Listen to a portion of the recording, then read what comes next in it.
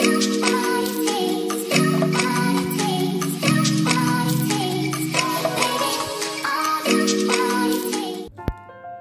শুরুটা চা ছাড়া যেন দিনটা শুরু করতে পারি না, তাই সকালে আগে চা খাই, তারপরে অন্য কিছু।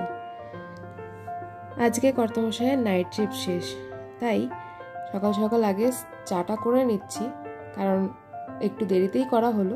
ও এসে যাতে চাটা খায়, আমরাও সবাই একসাথে চা খেতে বসতে পারি।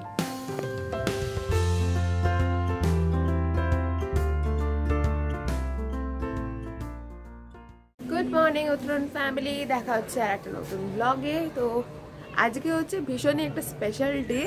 আজকে হচ্ছে গণেশ চতুর্থী। আমাদের তরফ থেকে তোমাদের সকলকে জানাই গণেশ চতুর্থীর অনেক অনেক শুভেচ্ছা। তোমরা সবাই সুস্থ থাকো, ভালো থাকো, আর খুব খুব খুব এনজয় করো আজকের দিনটা, এটাই আমাদের মানে প্রার্থনা। তো চলো আজকের দিনটা পুরো শেয়ার করব, সঙ্গে থাকো আর দেখতে থাকো। আশা করি গণেশ পুজো অনেকের বাড়িতেই হয়, তো কাদের কাদের বাড়িতে পুজো হয় please let us know in the comment section below. আর তার সাথে তোমরা কীরকমভাবে মানে গণেশ চতুর্থীটা কোথায় তোমরা থাকো, কীরকম সেখানে পুজো হয় সেটা অবশ্যই আমাদের জানাবে। বাট আজকে অ্যাকচুয়ালি আমাদের বাড়িতে গণেশ চতুর্থীর পুজোটা হবে না। প্রত্যেক বছরই পুজো করি, বাট এই বছর হবে না, কারণ হচ্ছে আমাদের একজন রিলেটিভ মানে কর্তামশাইয়ের একজন ঠাকুমা আচ্ছা, মানে আমার শ্বশুর মশাইয়ের যে কাকিমা, উনি আর কি এক্সপায়ার করে গেছেন। তো আজকে আমাদের এখনো পর্যন্ত মানে ওই কালো সূর্যের টাইমের মধ্যেই আছে। তো নেক্সট উইক মোস্টলি মঙ্গলবার আমাদের সব ঘাট কাজ যেগুলো হয় সেই সব আছে, তারপরে শ্রাদ্ধ শান্তি এগুলো হবে। তো সেই কারণে এই বছর আর গণেশ চতুর্থীর পুজোটা আমরা করতে পারছি না। আজকে ওর নাইট শিফট শেষ, তাই ব্রেকফাস্টটা একটু দেরিতেই কুক করা হচ্ছে, যাতে ও আসলে তারপর একসাথে ব্রেকফাস্ট সবাই একসাথে করতে পারি। আজ ব্রেকফাস্টে করা হচ্ছে আলু টমেটো পেঁয়াজ দিয়ে পাস্তা। আর ব্রেকফাস্ট তৈরি হতে হতে শাশুড়ি মা আর একদিকে করে নিচ্ছে সিঙ্কের বাসন ক্লিনিং।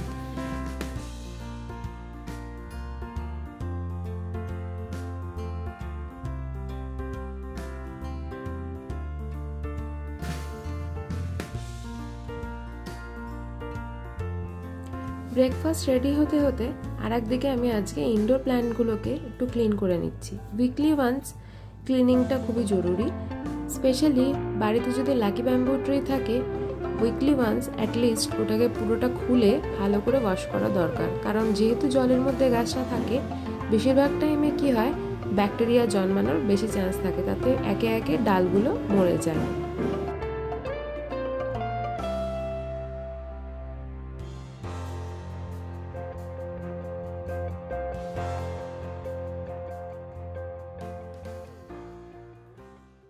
আর একজন নাইট শিফট করে এসে এখন টিফিন খাচ্ছে।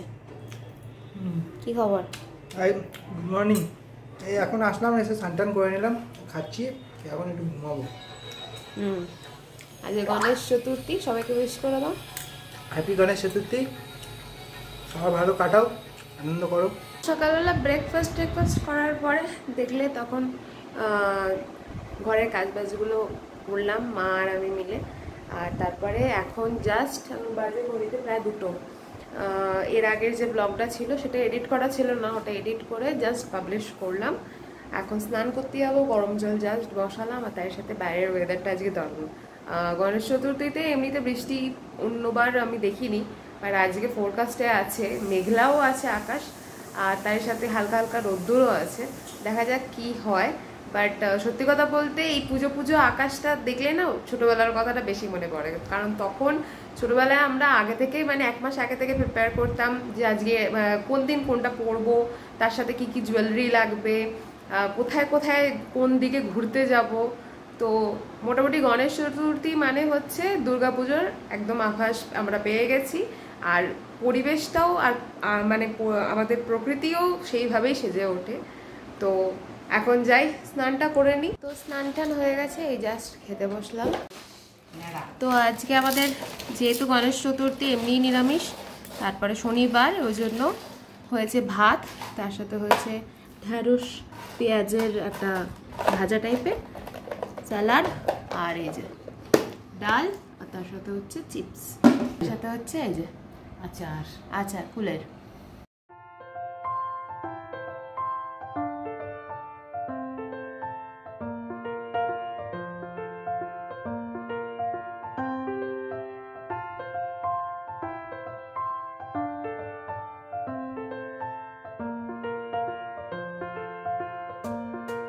গুড ইভিনিং উত্তরণ ফ্যামিলি।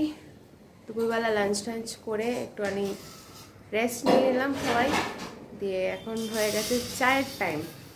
এখন প্রায় বাজে 6:15, বাইরে সন্ধ্যে সন্ধ্যে হবে। আর চা অলরেডি রেডির জন্য মানে বসিয়ে দিয়েছি, জল ফুটছে।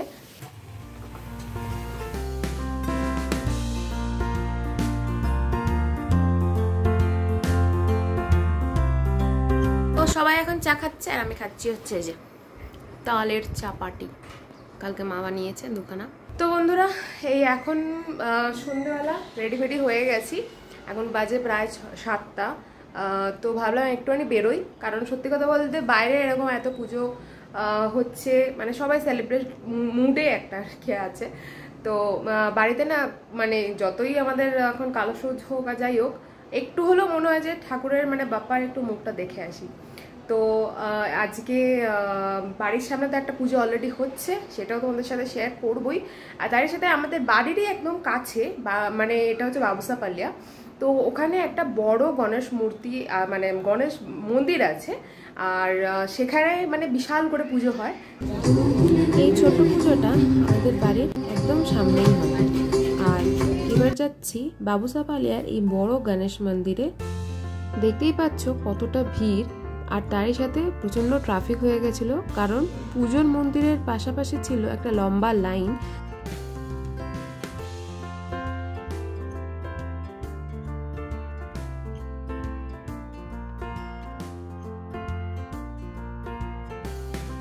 পুরো ব্যাঙ্গালোরে কলকাতার মতো পাড়ায় পাড়ায় ছোট্ট ছোট্ট পুজো সব জায়গাতেই দেখতে পাবে। তো এখন আমরা যাচ্ছি বানেশ্বরীর পঞ্চমুখী গণেশ টেম্পলের দিকে। দেখতে পাচ্ছ এরকমটা ভিড়, আর খুব সুন্দর করে মন্দিরটাকে সাজানো হয়েছে। ট্রাই করলাম একটুখানি তোমাদের রিলসটা দেখানোর জন্য, প্রচণ্ড ভিড় থাকলে পুরো মন্দিরটা দেখানো যায়নি।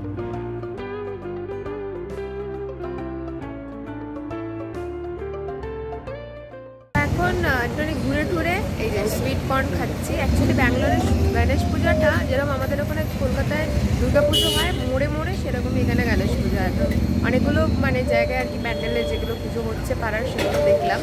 এখন একটু কল্যাণনগরে এসেছি, রাত্রিরে ডিনারটা আজকে বাইরে থেকেই নেব।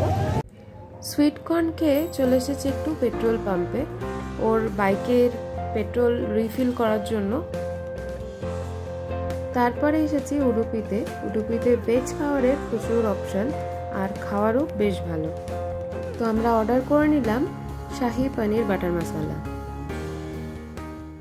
এই ফাইনালি সব ডিনার করতে বসলাম। আজকে ডিনারটা দেখলেই উডুপি থেকে নিয়ে এসেছি। আগের দিন অ্যাকচুয়ালি ও আর বাবা এই পনিরটা খেয়েছিল, একটা পনিরের আইটেম শাহি পনির, আর তার সাথে নান। তো চলো ডিনারটা সেরে নেওয়া যাক।